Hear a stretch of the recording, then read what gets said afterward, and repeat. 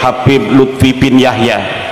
Mereka leluhurnya datang ke Indonesia mengaku sebagai keturunan Nabi besar Muhammad sallallahu alaihi wasallam.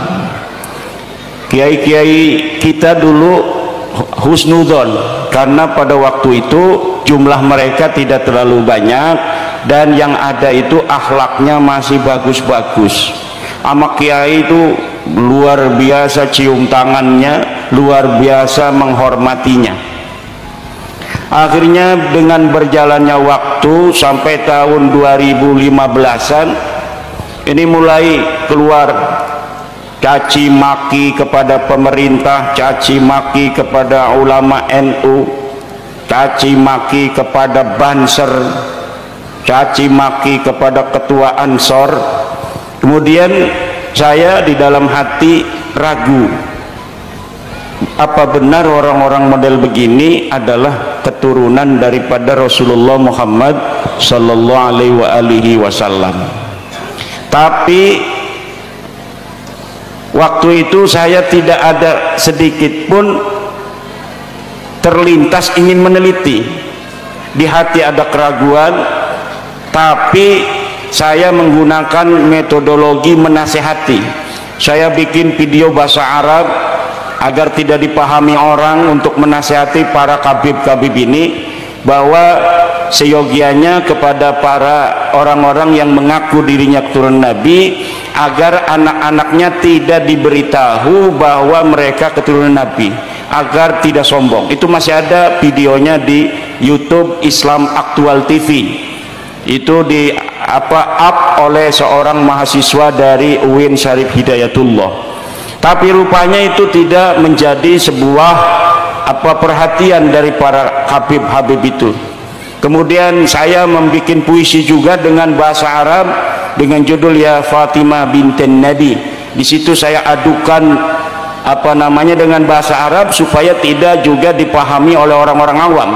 Nasihat niatnya kepada para habaib itu agar mereka kemudian ada orang yang menasihati dengan bahasa Arab ini.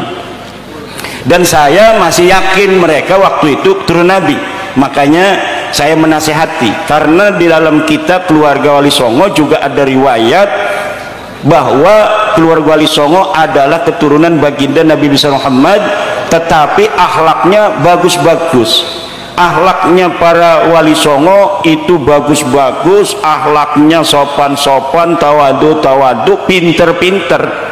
Ilmunya ada yang hafal Quran, ada yang hafal Fathul Mu'in, ada hafal Alfiyah, kadang Bukhari juga ada yang hafal. Di Banten itu ada yang hafal kitab Bukhari dan Fathul Mu'in.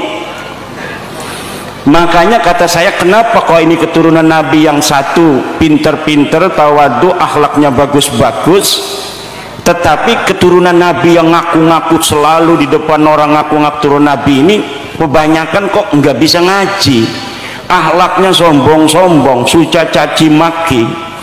Akhirnya pada tahun 2022 saya mulai membaca kitab-kitab nasab.